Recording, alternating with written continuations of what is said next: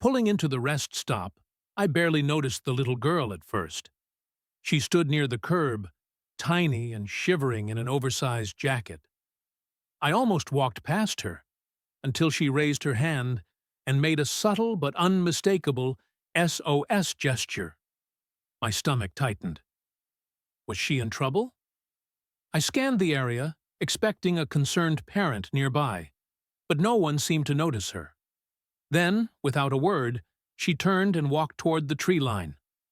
Heart pounding, I followed, only to stop dead in my tracks when I saw what was there. The girl seemed so small and alone. I knew I had to reach out. "Hey there, sweetie," I called softly, hoping not to scare her. But instead of responding, she hesitated. She glanced all around like she was searching for someone, maybe anyone, to help. I stepped a little closer, trying to reassure her, but her silence stretched on. It was that moment I realized something was very wrong. Was she afraid of me, or something else? Someone else seemed to notice our little interaction. About 10 feet away, a man sitting on a bench looked over, and there was nothing friendly in his eyes. Immediately, his gaze made my heart race faster. "Do you know her?" I asked quickly, my voice trembling a bit. He didn't respond, just stared back at me with suspicion. If there was any doubt left in my mind that something was wrong, it vanished with his silent, unfriendly gaze. That look got me thinking. My instincts were screaming. What if the girl was in danger? The thought made my feet move almost on their own. I stepped closer to her, watching the man's reaction carefully. She noticed my movement and backed away nervously. I wanted nothing more than to make sure she was safe. "It's okay, I promise. Let's get you away from here," I murmured, as if I could ease her fear with words. As I drew nearer, I noticed something odd. The girl's little fist was clenched tightly around something. "What do you have there?" I asked gently, offering my hand. She shook her head, eyes wide, not willing to reveal her secret. Whatever she was holding, she was protective of it. Its importance to her only piqued my worry even more. Did it have something to do with her reluctant SOS? I needed to find out. I got down on my knees to look her in the eyes. "Hey, I'm Eva.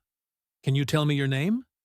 I offered her my most genuine smile, hoping it would reach her. She hesitated, but I tapped into whatever warmth I had left in this chilling encounter. "If you're scared or need help, I'm here," I whispered. She seemed to relax a little. Her tiny voice broke through the air. "Esme. Bingo." We were getting somewhere. Before I could ask more, a guy came over. "Hey, I'm Ronan," he smiled, noticing the tense situation. "Is everything all right here?" I looked at Esme, wondering if he was a friend or something more dangerous. But something about his demeanor comforted me. Turning to him, I gave a brief rundown of what had happened so far. Ronan seemed genuinely puzzled but interested. A sense of camaraderie flickered as he stayed, offering his support. I didn't waste time filling Ronan in. "That girl over there made an SOS gesture," I explained quickly, pointing in her direction. "I have no idea if she knows what it means, but it felt like a cry for help." His eyes widened as he took it in, nodding in understanding. "Do you think she's in trouble?" he asked. His tone was kind and serious. I knew I could use someone like him on my side. "Sticking together seems like our best bet," Ronan suggested with a reassuring nod. I agreed, grateful for his presence. "We should get her talking," I added, glancing back at Esme. Ronan seemed cautious, but ready to support my lead. His readiness to step in gave me renewed confidence. The weight of responsibility felt lighter shared. Together, we watched Esme with a soft determination, waiting to see what she would do next. Our shared glances exchanged volumes. Unspoken worry hinged on every breath as we watched Esme. "Let's make sure we don't scare her," Ronan whispered, his concern blending seamlessly with mine. We hardly needed words. Our concerns matched perfectly. It felt like an unexpected yet fitting partnership that had formed out of thin air. Between Ronan and me, we were creating a new safety net for Esme, making every moment count. Esme stood there, her wide eyes flicking nervously between Eva and Ronan. She seemed unsure of whether they were friends or foes. Her tiny hands clasped together, and she watched them as if trying to figure out their intentions. Ronan and Eva offered reassuring smiles, hoping to bridge the gap of trust. Eva gently asked, "Are you okay, Esme?" But Esme stayed silent, processing everything around her. It was like she was measuring their every move. Eva and Ronan exchanged a look that said, "We've got to follow her." Quietly, they trailed after Esme as she meandered toward a shaded path. Eva whispered, "Let's keep a bit of distance. We don't want to scare her." Ronan nodded, matching her soft footsteps. Esme seemed to be leading them somewhere, her steps deliberate, like she was finding a patch of safety. The path was surrounded by tall trees, their leafy tops whispering back. They halted for a moment, exchanging hushed words while keeping Esme in sight. "How do we approach without alarming her?" Ronan muttered. Eva bit her lip, considering. "Let's ease into it.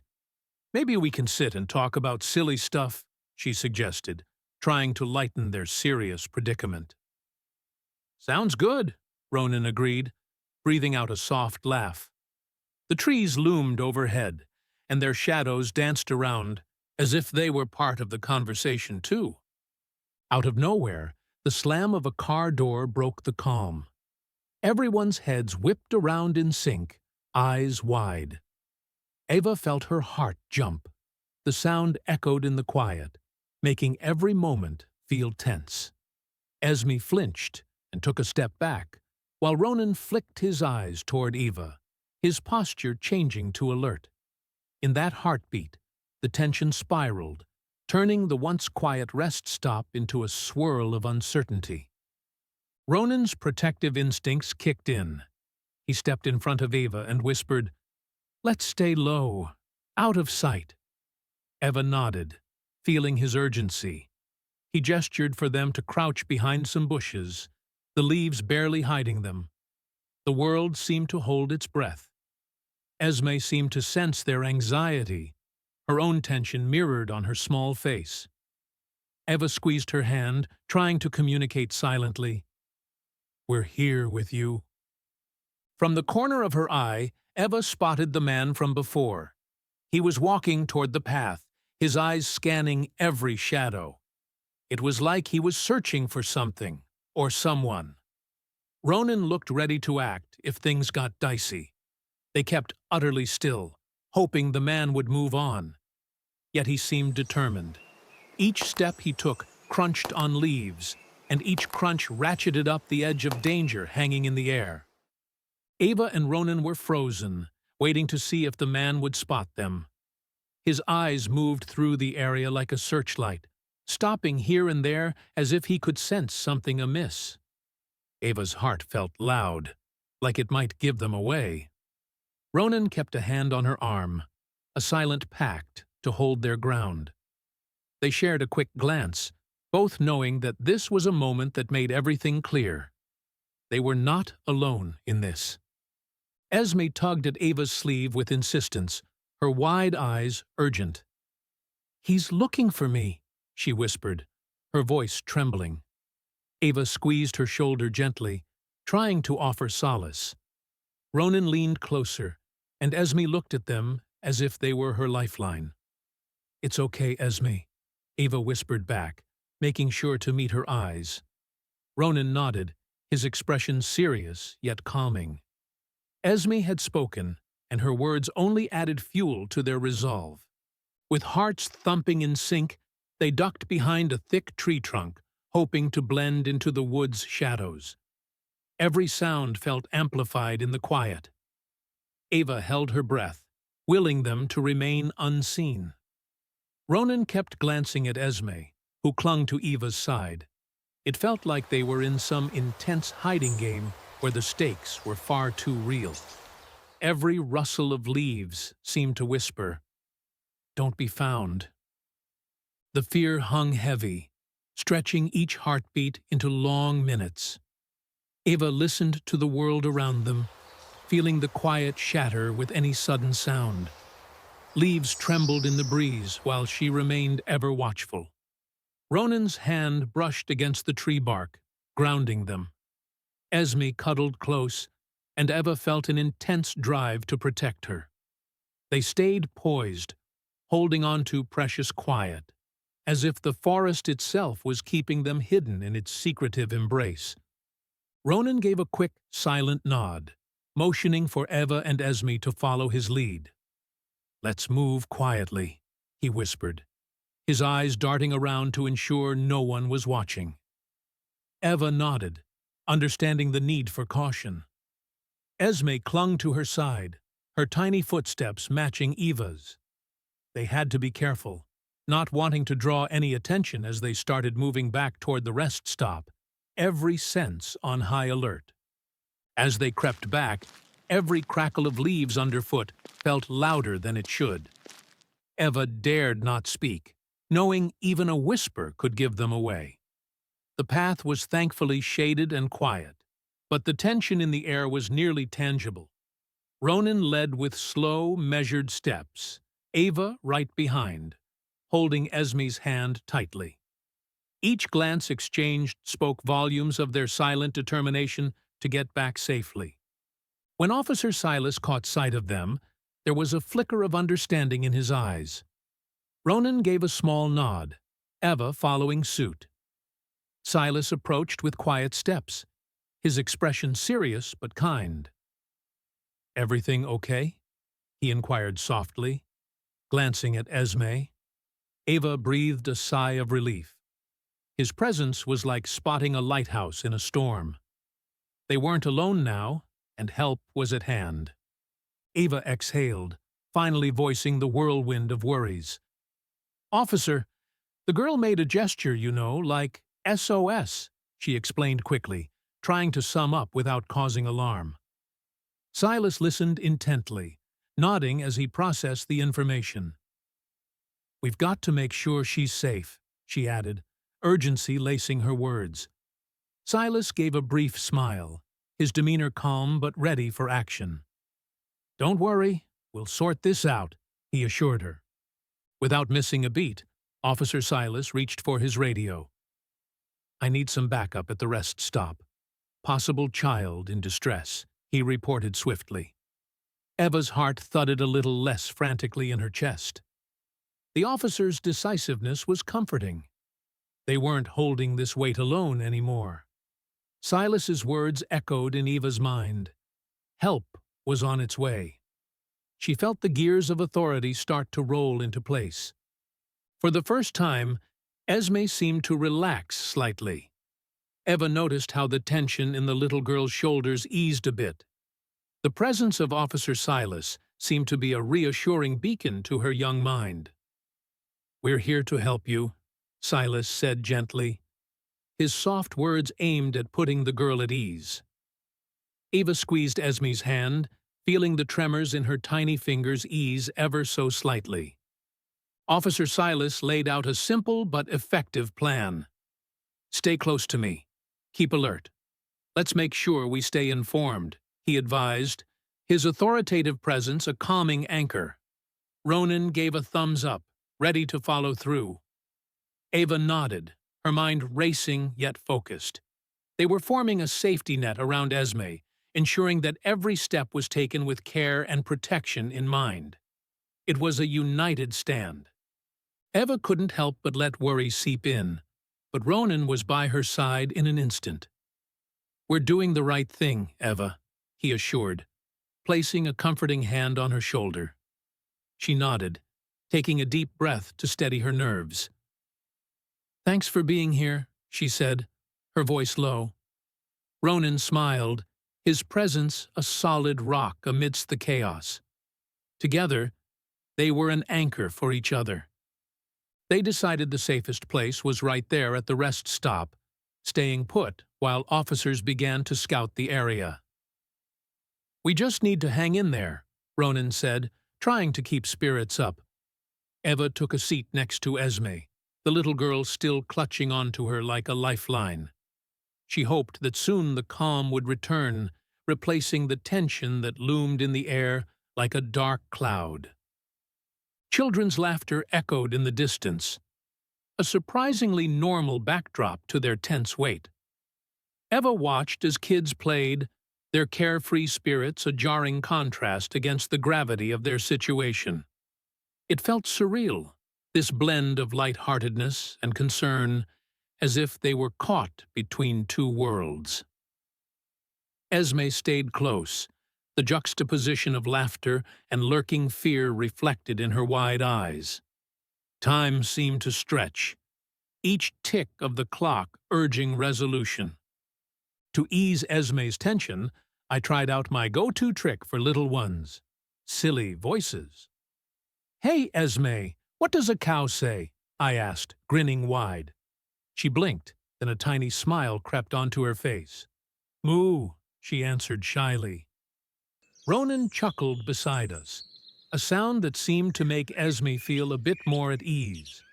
Laughter, it seemed, could rebuild trust one giggle at a time, even in tense moments. Esme slowly opened her small fist, revealing something shiny inside. She held it out to me like it was a prized treasure. I peered closer and saw it was a small locket. "Wow, what's that you've got there?" I asked with genuine interest. Esme lifted her gaze, and for a second her eyes showed a glimmer of trust. "Keepsake," she murmured, then looked back down. Curiosity got the better of me as I gingerly took the locket from her tiny hand. It felt warm in my palm, its connection to Esme clear. "Thank you for showing me," I said softly, not wanting to break the fragile bond forming between us. I understood the significance of such a personal item. It represented a connection, perhaps to a loved one, certainly to Esme's world. As I held the locket, Ronan leaned over my shoulder. He whistled softly, impressed by the craftsmanship. "That's a beautiful locket, Esme," he said, making sure she heard the admiration in his voice. Esme looked between us, her gaze resting on Ronan, who nodded with a reassuring smile. Ronan seemed genuinely in awe of the tiny piece, maybe sensing its importance to her as acutely as I did. With a sigh of relief mixed with curiosity, I examined the locket more closely. The intricate engravings suggested it was cherished, possibly given with love. "Does it open?" Ronan asked, leaning in for a better look. Esme nodded slowly, reaching out to show us. Inside, there were tiny photos, a woman and a young girl, both smiling brightly. It felt like a window into Esme's world, hinting at stories untold. Officer Silas returned, composed yet clearly curious. "May I ask about Esme's background, where she's from?" he asked with genuine interest. I nodded, carefully relaying what little Esme had shared. Silas listened intently, gathering each detail like threads of a tapestry. Meanwhile, Esme watched him quietly, her tiny fingers still touching the locket, as if it provided some comfort in an uncertain world. Despite the weight of the situation pressing down on us, I tried my best to keep things light for Esme's sake. "I bet you've got more cool stuff to share," I said with a playful nod. Esme peeked at me, her blue eyes wide and searching. Ronan chimed in, "Maybe later. You can tell us where you got that locket?" We both smiled gently, making sure she felt secure and sheltered with us. Time seemed sluggish, every tick heightening my resolve to unravel the mystery surrounding Esme. I shared a look with Ronan, a wordless agreement not to rest until answers were found. Silas, too, looked focused, his questions sharp and careful. Each passing moment fueled our determination, knitting the three of us into a united front for Esme. Her safety was our anchor, and we were determined to see it through. As we waited, Ronan's gaze shifted occasionally to the shadows beyond the rest stop. He was alert, clearly worried that danger might be lurking. I could sense his unease, a testament to his awareness of our fragile situation. Every glance he shared with me was wordless, but full of caution, reminding us of the unseen threat that had brought us together in this protective stance around Esme. We stayed on high alert, eyes darting around for any sign of that mysterious man. It felt like a waiting game, nerves stretching the minutes into hours. Silas positioned himself strategically, ensuring a broad view of the area. Ronan and I mirrored his vigilance, a silent promise to catch any hint of danger before it got close. Our attention never wavered, each minute binding us closer to resolving the tangled mystery enveloping Esme. Silas's voice was calm but firm as he discussed what to do next. "We need to find out what Esme knows," he said, glancing at us for agreement. Ronan nodded, looking thoughtful. "If she remembers anything, it could help," Ronan replied. I looked at Esme, her little eyes watching us intently. I could sense she wanted to help. With Silas's lead, we were forming a plan, step by step. Esme tugged lightly at my sleeve, drawing our attention. "There," she pointed among the trees, her voice just above a whisper. It felt like hope wrapped in a child's small gesture. Ronan and I exchanged a glance, realizing she knew something important. With a nod at Silas, we acknowledged how crucial her guidance was. The atmosphere buzzed with anticipation as we prepared to explore what Esme had silently revealed. As we neared the spot Esme pointed to, my heart thumped loudly in my chest. "Careful," Ronan whispered, reminding us to tread lightly. The leaves underfoot crunched softly as we moved closer. Silas led the way, his eyes scanning the area expertly. It felt like every sound and step had more weight now, as if the forest itself was holding its breath along with us. What awaited us just a few steps ahead? In the rustling leaves, something caught my eye, a pile of torn child's clothing, half hidden under the leaves. My stomach dropped at the sight of a small pink sneaker peeking out, barely visible. It was like a silent scream asking for help. We all stopped, each of us sharing a look that knew the gravity of what lay before us. This was a piece of the puzzle, a clue demanding urgent attention. Horror washed over me as reality set in. It could be hers. Ronan's words were heavy with dread. Silas knelt, examining the scene closely, careful not to disturb anything. My heart ached at the thought of what this might mean for Esme. I looked over at her, my protective instincts stronger than ever. This wasn't just a clue. It was a cry for urgency and action, a haunting piece of the unfolding mystery. The seriousness of what we had found pushed us to sharpen our focus. "We need to continue carefully," Silas stated, his voice cutting through the tension. Ronan nodded, understanding the task ahead. The discovery had grounded us in what needed to be done, strengthening our resolve. Even Esme seemed to sense the importance, staying close by. Together, we were a united front, driven by the urgency of our newfound mission. With urgency in our steps, Ronan and I hurried to Silas. "You need to see this," I said, my voice low but urgent. Ronan seconded. "It's important." Silas moved quickly, understanding the weight of our words. We led him to the discovery, and as he examined it again, we all shared a silent understanding. This was critical. The atmosphere charged with significance, spurring us to action. Silas's expression grew determined as he radioed in for reinforcements. "We have a clue. Start here," he directed, pointing to the pile of clothing. Officers arrived swiftly, fanning out to cover more ground.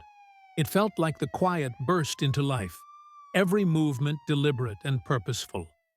The search intensified, each officer part of a larger, meticulous effort to uncover the truth and secure Esme's safety. Esme clung to my side, sensing a shift in the air. Her eyes followed the officers as they moved with urgency and care. Ronan crouched beside us, keeping her calm. "They'll find out what's going on," he reassured gently. I nodded, offering a small smile to Esme to ease her worry. Her tiny grip on my hand was a reminder of why we were doing this, the driving force behind every step. With officers on the scene, the rest stop turned into a hub of activity. They examined every detail, leaving no stone unturned. Markers were placed, the area was secured, and more evidence was collected with careful precision. Despite the tension, there was a sense of relief. The professionals were here, doing what they did best. As the search unfolded methodically, hope wove quietly into the atmosphere, promising answers. Silas gathered us together, his voice steady but serious. "We need to stay on our toes, folks," he said, concern etched on his face. "Something else might be going on around here." I nodded, taking a deep breath. His words brought a new vigilance. It was like the rest stop had turned into a scene from a suspenseful show. Ronan gave Esme a reassuring smile, though worry lingered in his eyes. Back at the rest stop, I sat next to Esme, gently wrapping an arm around her shoulder. "You're doing so well, Esme," I whispered, trying to ease her fears. She cuddled closer, seeking reassurance amidst the unfolding chaos. Despite my own worries, I kept a brave face, knowing it was what she needed. Ronan stayed nearby, giving us a nod as if to say we're all in this together. Ronan sat down beside us, trying to lighten the mood with a few tales of his own. "You wouldn't believe the time I got stuck in a tree house," he chuckled, recounting a childhood misadventure. Esme's eyes widened, a hint of a smile tugging at her lips. I could see his stories working, breaking through the tension, if only for a moment. His warmth was a welcome distraction. It was surreal, almost like we were caught up in an unfolding crime drama. The officers moved with precision, the air buzzing with urgency. "Do you ever feel like we're in a movie?" I asked Ronan, trying to make sense of it all. "Yeah, and I didn't sign up for this role," he replied wryly, squeezing my shoulder reassuringly. "We'd become unexpected players in a serious situation." "Here's the plan," Ronan said, eyes scanning the rest stop. We positioned ourselves strategically, like hawks keeping an eye on the field. Any hint of movement could be significant. Silas gave a thumbs up from his perch, ensuring every angle was covered. "Stay alert," he advised. Each of us was keenly aware of the unknown lurking beyond our sight, and the need for vigilance was ever present. Silas approached with a steady demeanor, offering words of assurance. "We're closer now, thanks to your help," he stated with confidence. I appreciated his positivity, a reminder that we weren't facing this alone. "You're doing great," Ronan affirmed, his gaze steady on mine. We shared a nod, feeling a renewed sense of purpose. Together, we were more than just a group. We were a team. With hope in her eyes, Esme handed the small locket over to Silas. "It might help," she whispered, her voice steady but soft. Silas examined it closely, nodding. "Thank you, Esme. This could be important," he assured her, pocketing the treasure carefully. I couldn't help but feel a sense of hope. Each clue might unlock answers to this unfolding mystery, drawing us a bit closer to the truth. Determined, Silas quickly passed the locket to the forensics team. "See what you can find," he instructed. The officers handled the piece delicately, knowing the potential it held. Ronan watched them work, hope glinting in his eyes. "Maybe they'll find something really useful," he said, more to himself than to anyone else. Every effort was a step toward solving this puzzle, and we were all in it together. The officers were hard at work, combing through the rest stop for any sign of a lead. Evidence was being catalogued and examined. "They're really leaving no stone unturned," Ronan observed, admiring their thoroughness. I nodded, a tiny surge of hope bubbling up.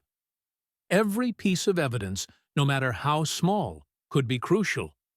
We all knew the gravity of what was at stake, and the urgency kept us moving. As the sun dipped, casting long shadows, the rest stop buzzed with activity. Officers were posted everywhere, their presence a comforting barrier. I felt a shiver as the air cooled, tension as thick as the gathering night. "Stay close," Ronan murmured, and I tightened my hold on Esme's hand. Despite the growing darkness, the resolve in our group felt like a light, one that promised safety and answers. Ronan was like this calm force next to me, making the chaos feel just a little less wild. "We've got this," he said, his words a reassuring anchor. Even with everything spinning around us, he somehow managed to keep a lid on the situation. His optimism was infectious. For a moment, I let myself believe that maybe, just maybe, we'd get to the bottom of this after all. As the sky turned dark, little Esme finally started to open up. "There were loud noises," she said, her voice shaky. She paused a lot, fear tracing the edges of her words. Ronan and I listened closely, letting her take her time. Despite the tremor in her voice, she was brave for speaking up. Each word she spoke drew us a bit closer to understanding what she had gone through. Officer Silas knelt down beside Esme, speaking gently. "Can you tell us more, sweetie?"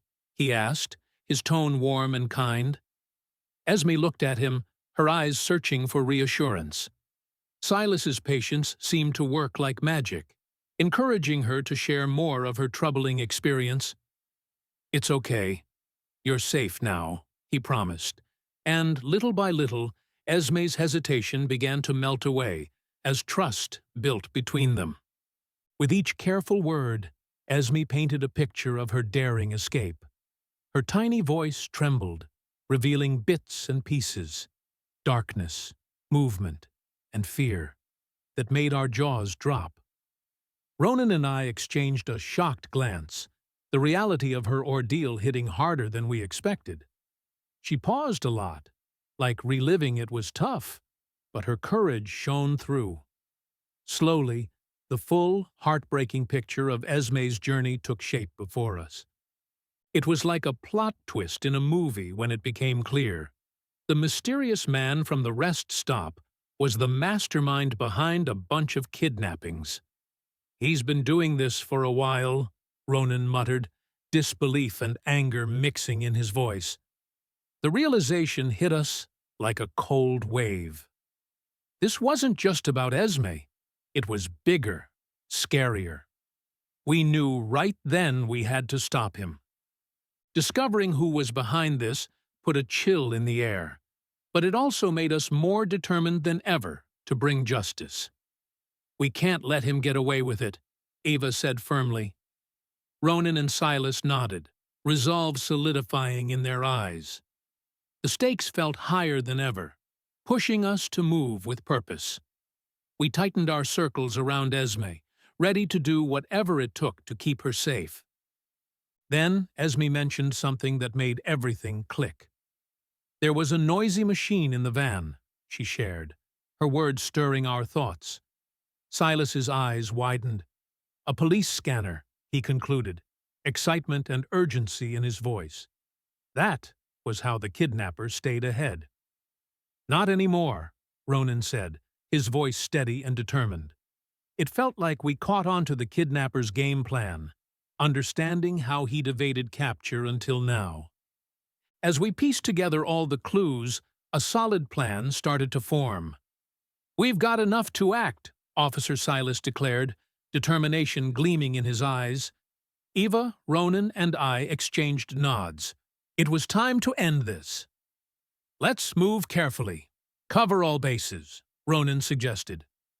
Fueled by the weight of the evidence and a shared goal, we felt ready. The mission was clear, and no one was backing down. With everything in place, the officers swarmed the suspect's hideout. Ronan and I stood at a safe distance, hearts pounding as we watched the scene unfold.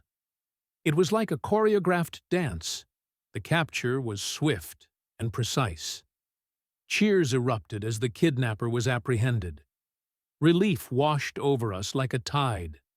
We'd done it, all of us together, and the sense of victory was both exhilarating and comforting. After everything settled down, Silas gathered us around. "You both were incredible," he praised, a warm smile cutting through the chilly night air. Eva felt pride swelling at his words. "And you, Esme, you're the bravest of all," Ronan added, his voice filled with admiration. Esme grinned shyly, her resilience shining brightly. It was the end of a harrowing chapter, but the beginning of new, hopeful stories for all of us. Do you like this touching and surprising story? If so, we invite you to leave us a comment expressing your opinion. If you want to continue enjoying inspiring stories like this one, subscribe to our channel or check out the other videos shown at the bottom of the screen. Thank you for your cooperation.